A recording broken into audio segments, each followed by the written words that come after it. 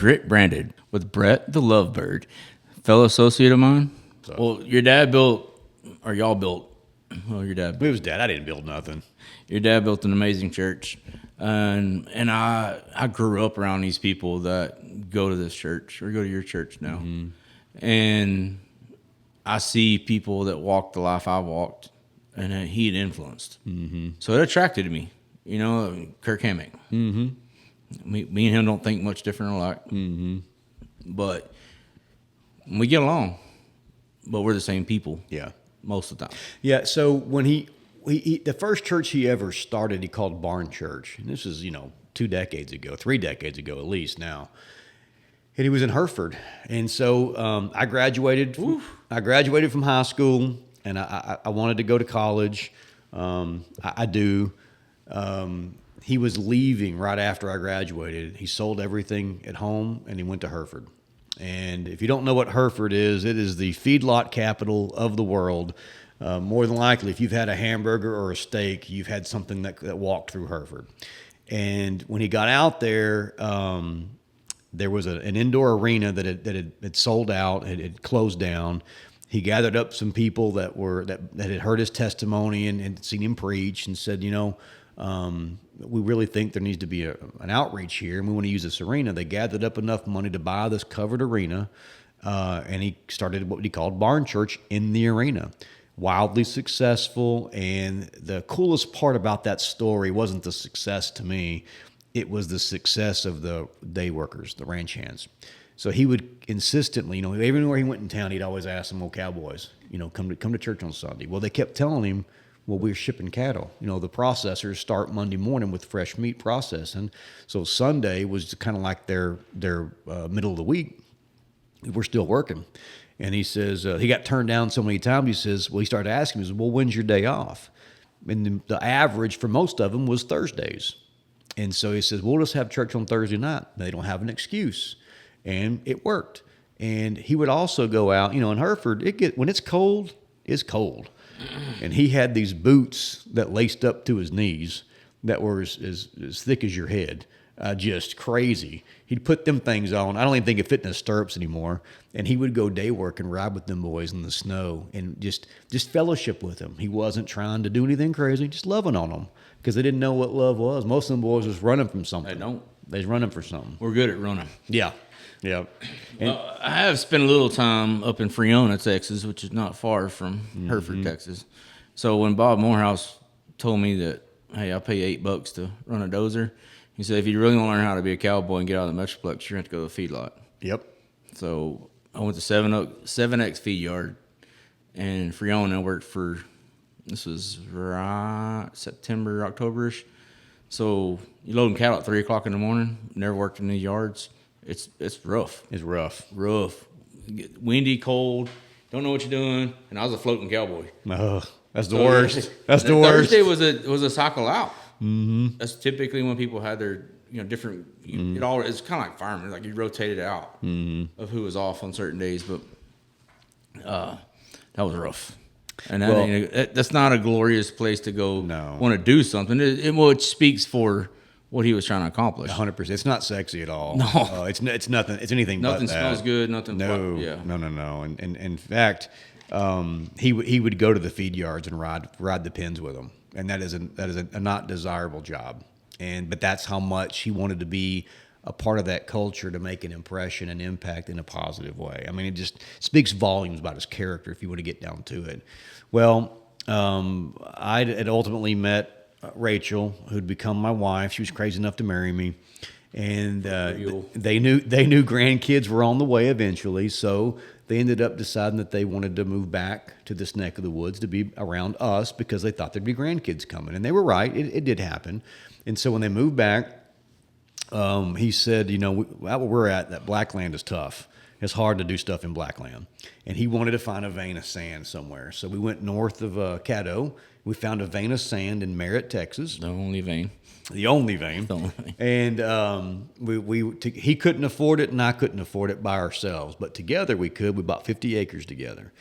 And he was driving around, and he was doing a lot of evangelism stuff because people, when he in the cowboy church world, he was a bit of a rock star because he had started a movement that people caught on to, and they do it different ways now. And he doesn't get credit everywhere where he should, and he didn't do it for the credit, but he was a rock star. Like I say, I was Randy Bird's son because he did everything he did was just so big and so bold. And so he was driving down down 36 on the north side of the highway and goes through Merritt, and he drives past an old feed store. And he says, clear as day, God told him, turn in. Talk to him about starting church. And it was just an old feed store that had been shut down. They were going to turn it into a party barn where they could have small events. He pulls in, and the gardeners told him that they'd been praying about something. They felt like there needed to be a church there. And Dad pulled in asking him. They said yes. So he kept his Thursday night tradition alive, only on Thursday nights in the beginning. And so that all starts, it's been 19 years. In June, it'll be 19 years when he started it. And there were 8 of us. And that included Dad, my stepmom, Linda, me, my grandmother, Mama Bird. We were 4 of the 8 that were there, and the others were very close family friends. And Merritt, Texas, there's a lot of lines that don't.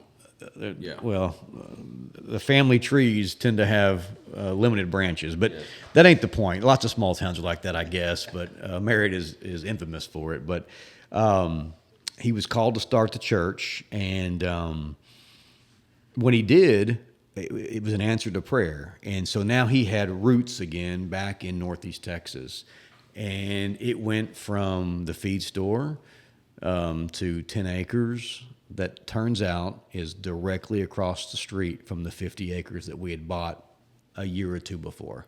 You can't tell me God don't have a plan. Yeah. And that the guy in the wheelchair is across the street from his church, so that there was access was never a problem. It was awesome. Man, and it grew and it grew and it grew. And there's, churching's tough business. It's tough life. A lot of ups and downs, a lot of judgment, a lot of doing it right, doing it wrong in people's eyes. But, Dad never gave up on investing in people. And he invested a lot of that information and knowledge into me. And so I got involved with the church. I started out just running the soundboard. There wasn't anybody to run the soundboard. I don't know what I'm doing, Brad. I don't know how to run a soundboard. I didn't know what the slides meant. I didn't know what the EQs were. I didn't know any of that stuff. But you didn't say no, did you? No, I just slid the thing up until he said, that's too loud, Bubba, turn it down. Yes, sir, and print it back down. I didn't know what I was doing.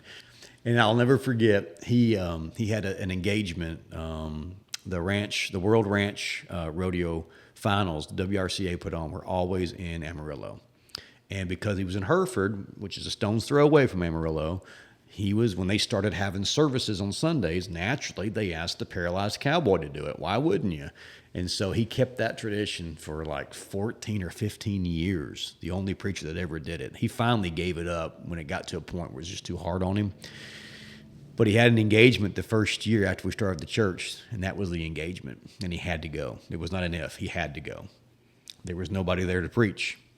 And so he looked at me for about a month leading up to it. I did the math and started figuring out. I was like, what are we going to do?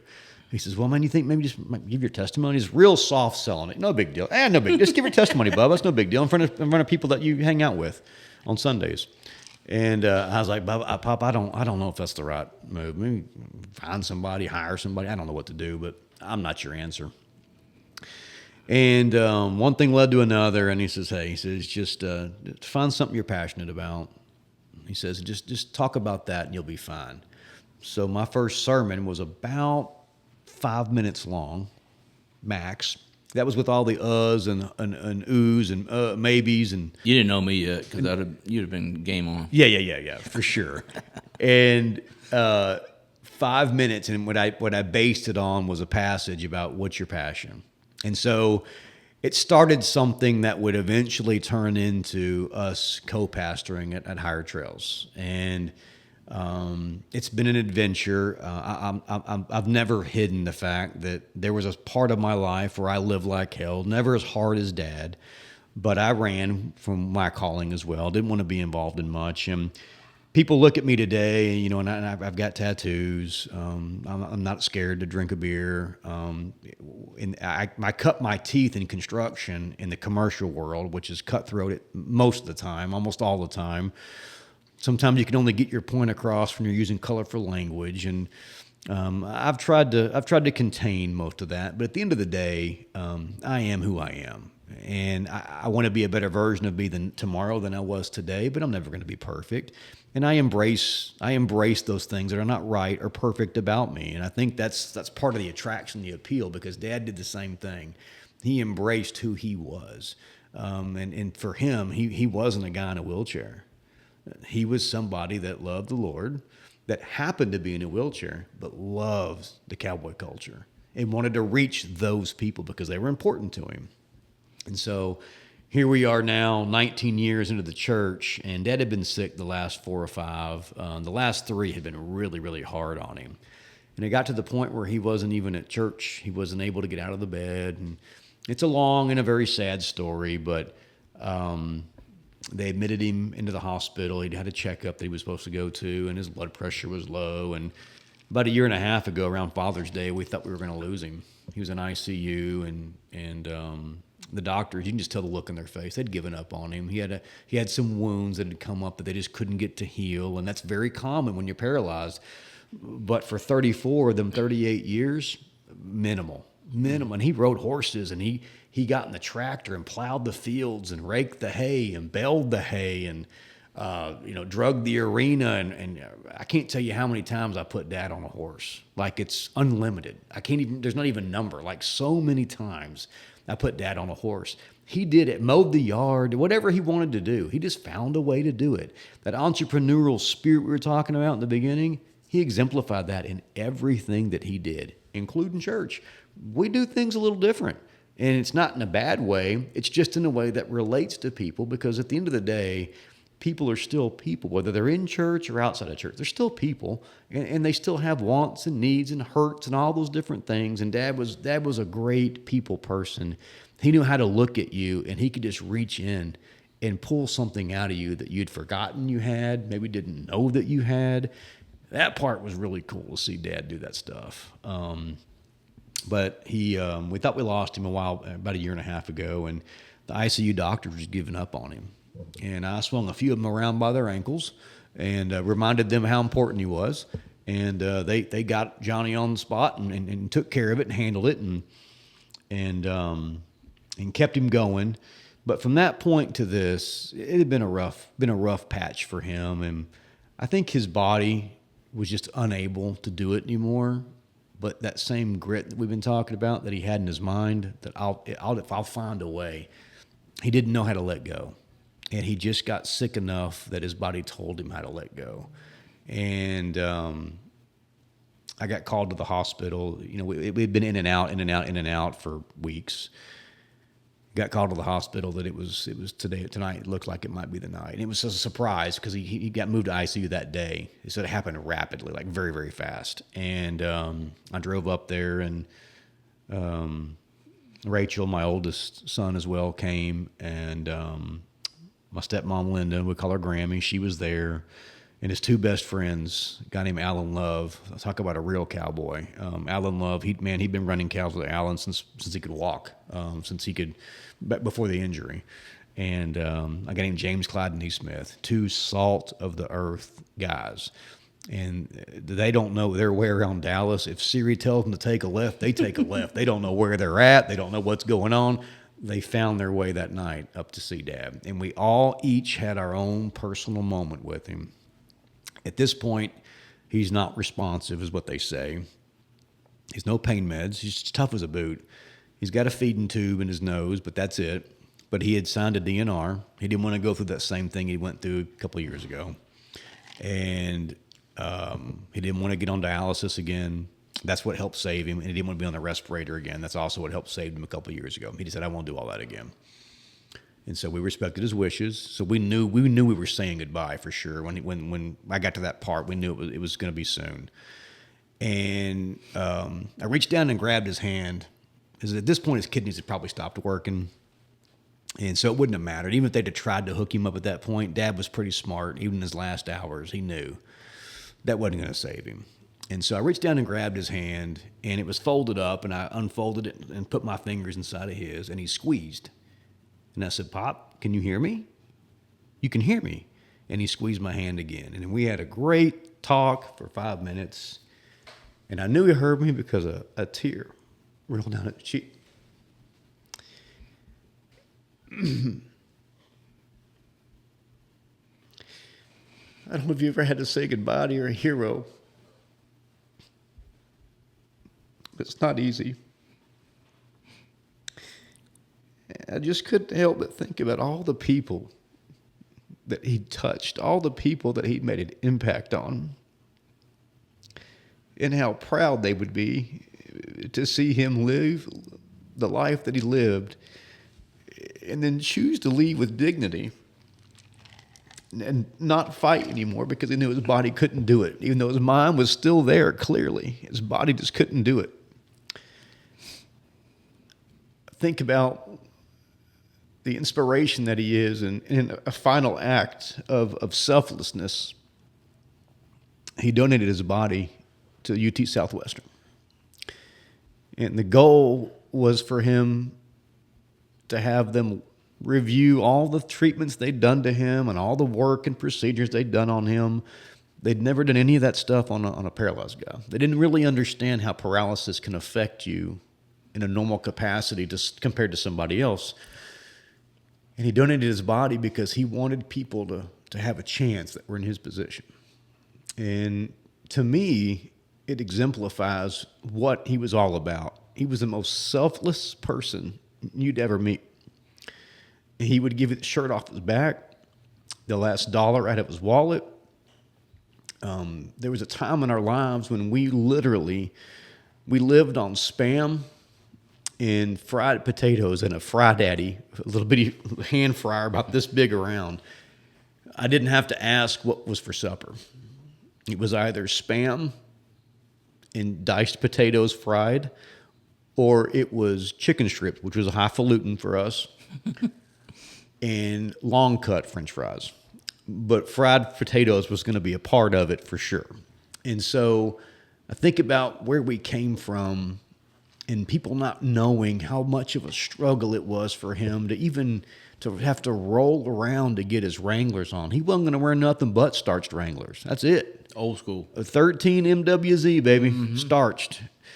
And his old felt hat worn down. I mean, that's back when, 20X used to be the jam back in the day. And then it became 40X and on it goes. But he was so proud of his felt hat. He wore that thing to the point nobody would ever put that on their head. Glossy, it looked glossy. The felt was rubbed off a long time ago. Man, I saw that guy go through things with a smile on his face and still be sick, but already have committed to an engagement where he had to go speak and was physically sick and would go and roll into that room and inspire the room and then roll out of the room and behind closed doors, puke his guts up. Mm-hmm. That's the kind of person he was. Selfless is not even a big enough phrase or term. And so to say he was a great man is an understatement. He was an amazing man and super proud that he was my daddy.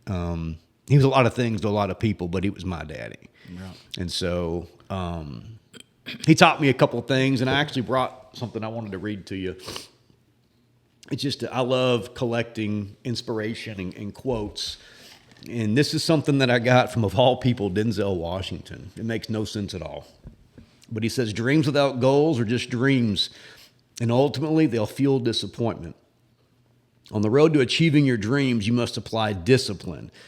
And that's the part that I really like, because Dad was disciplined. He did what it took to get things done. He says, on the road to achieving your dreams, you must apply discipline, which is control over your thoughts and control over your actions. That's what discipline really is. He says, but more importantly is consistency, because he says, without commitment, you'll never start. But without consistency, you'll never finish. And to me, I've got that written on my whiteboard. And I can't tell you how many people have walked in my office, looked at that little whiteboard writing, that little quote, and just stopped and stared at it for a minute. It touches you in a way that is hard to describe sometimes. And then there's a couple of other on here that I really thought that you would like. I specifically brought one of these for you. Be careful who you trust. Salt and sugar look the same. That's a rich statement. Mm-hmm. And I know you've been bit before. Most people have, definitely in business. I definitely have, but in a personal sense too. Who you let in. We're great at building walls, but who you let in, man, you got to be diligent. And Dad was a people person. He invested in people, never stopped, no matter how much they trampled on his feelings. He never stopped investing in people. But you got to be careful because salt and sugar do look the same. They do. It's important. 100%. So, the last one I want to tell you is pretty cool. Is if you want change, people talk all the time about wanting change. You know, I don't like my life. I don't make enough money, or my wife's not happy with me, or my kids aren't this, or whatever the thing is, right? People talk about change a lot. It's easy. It's convenient to talk about change. But if you want change, this is the hard part, you have to change. Mm-hmm. And I think that, to me, says a lot about Dad. He found a way to adapt. His favorite saying in the roping pen, he got it from an old guy named Mr. Bernie. Mr. Bernie was tough as nails. Some people, he was a horse trader. So you figure out what you want from that. Mm-hmm. It turns out he was tough as nails. He had a good heart, though, and he took a shine to my dad. And he was sort of a grandpa figure to me at times. And their favorite saying in the roping pen, I'll never forget it. Team ropers are always called the crybabies of the rodeo world. We whine about the dirt. We whine about the cows. We whine about the boxes, and we whine about the score, whatever it is. When we miss, it's definitely something else's fault. It's not my fault. No. And old Mr. Bernie, Travis was his name. Old Travis would say, hey, he would say, adapt and overcome. And Dad would say, well, this, that, and Travis would go, hey, adapt and over. You want to be good? You got to adapt and overcome. Think about that from the business standpoint.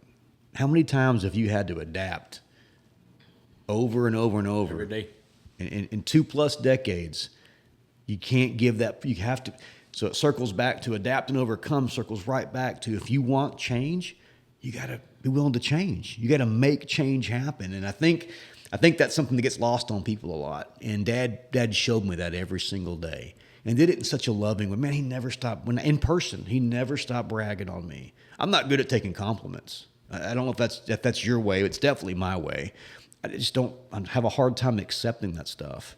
Right. Dad never stopped telling me how much he loved me and how proud he was of me. And I think about how blessed I was to have a person like that. So I try to instill that same thing into my two boys. And they're boys. They're 15 and 17. Look out, world. Ladies, lock up your children, your women. They're great young men. But the funny thing is you don't realize how awesome somebody is sometimes until they're gone. Right. And so he's been gone now over a month. And I went to see, I went to an appointment in Greenville the other day, this last week, just a couple of days ago, actually. And the first thing he said to me, sorry, I haven't had a chance to catch up with you. I'm sorry for your loss. Your dad meant a lot to me. And I hear that over and over and over. So he's been gone for almost, 5 weeks now. And I'm still talking to people that are expressing their condolences because they're still shell-shocked, disappointed, and sad that he's not here anymore. And so it makes it hard to get over that. And I had a wise person tell me, he goes, you never get over that kind of struggle. You just learn how to get through it. Day to day. That's kind of where we're at right now with it. So, well, as I figured, I wouldn't get a lot of words in on this conversation, which is fine by me. Hey, he's my daddy, okay? I understand. I'm not going to take that from you, baby. But I'm fixing to interview my son, in a podcast. And I hear the things you say, and I hope he feels the same way you feel about Papa Bird. Yeah. So, but a lot of people don't know the last 5 weeks what you've been dealing with. And I'm not going to home in on this, but your father passed away. The love of your life has cancer. Mm-hmm. This all hits within, a week? Yeah, so Dad passed away on Wednesday night on the 17th at 10:15. We were surrounded his bed and holding his hand, and I was watching the clock. I knew exactly what time it was. My wife, we've been married 24 years in July. Got married on our 5-year anniversary, so that's 29 years altogether. I'm only 48. I've been with her longer than I've been without her, which blows my. If you knew me before I met her, it would blow your mind too, which you did. So thank you for being silent. The point is, She's very, very, way too good for you. I way outpunted my coverage. And a beautiful lady. I mean, hey, simmer down. Way outpunted my coverage. And Dad passed away on Wednesday night. Friday morning, she's doubled over in pain, winds up on the floor crying because her side hurts so bad. And she's tough. And she There ain't no just crying she's tough. you're hurting or you have a stomach ache. We don't shed tears for nothing. She is tough. So we knew something was wrong. And they thought it was gallstones or the gallbladder, maybe an appendix, because on that right side. And as fate would have it, it turns out, they did a CT scan, and they found a tumor the size of a softball on her kidney. And we found out that night that it was cancer. So 36 hours, 48 by the time we heard the news, from the time Dad passed away, the absolute hero of my life, and then the love of my life, and it's scary because we don't really know what kind, we don't know what they're going to do. Ultimately, they would take the kidney and tumor out together, and she's having scans and tests, and we don't have the results of all that stuff. They think they got it all, and they say that a lot. We don't know what journey we have ahead of us, but this is what I've learned in the last 5 weeks of what I would call the gauntlet. Is you don't really realize how important somebody is until they're gone, or how important somebody is until the thought, the real fear that they might be gone. I knew I loved her. I've loved her for a long time. She looks different to me now. And I love her in a way that I didn't realize how much I loved her. I need her in a way that I didn't realize I needed her. And I think that she understands just how important she is. And thankfully, we were given that opportunity to be able to express that. And 11 days we laid in the hospital, from diagnosis to treatment, of emergency surgery to recovery, and they would finally let her go home and, work for the best company in the world. I mean, you and Colt never missed a beat. And Colt, in fact, told me, our general manager told me, if you take phone calls and don't let me help, I'm going to be mad at you. Because he knows that I don't just stop. I don't just quit. And the support that I've had from the Rafter P family, not just the church family, but the Rafter P family, man, has been out of this world. The kind of thing that helps you, it reminds you how important things really are. Maybe a better way to say that is it helps you see what really is important versus what you thought was important. Mm-hmm. And I do want people to understand that I left a work environment that was not conducive to my best success. And it was hard. I invested 10 years of my life helping someone else build a dynasty that I wouldn't be a part of. And you and I had talked about 6 months before things began to unravel at my old shop. Actually, I tried to hire you. Well, that's true. And you told me no because I'm loyal. I'm a loyal person. And then things began to unravel. And I called you and was like, something's changed. I feel like there's an imminent end. It's about to happen. And you said, well, let's come in and talk. So I went in and visited with you. And you and Colt both graciously gave me a soft place to land. And I believe the phrase you used was that I was an unbudgeted expense. Mm-hmm. And you brought me in and with open arms allowed me to be a part of whatever I wanted to be a part of, and entrusted me to help with the things that you wanted help with or that Colt wanted help with. And we talked in the previous segments about how Rafter P is family, and a lot of companies like to say that, but their culture doesn't support that. I can say with firsthand experience, technically, I've only been here a couple of years, and that sounds like a long time, but that's really nothing in the grand scheme of things. I've not been with the company for very long, if you think about it. And the amount of support that I got from my Rafter P family, man, it pales in comparison to almost anything else out there in terms of support that I've been provided. And so it means a lot to me, and I don't get very many opportunities to express the gratitude and the appreciation of you personally, the way that you support me, but the environment that you created, because that environment supported me as well, which is an extension of you. So before you get all big-headed and sappy, just wanted to tell you thank you. Well, It's pretty awesome. Always welcome. That's pretty awesome.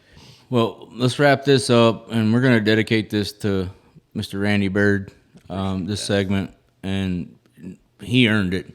We're not dedicating nothing. Yeah. He earned it. He's going to slap me in the face right now with his wings, for saying he's given something. He earned it. Yeah. But, you are his legacy, and I see it in your children.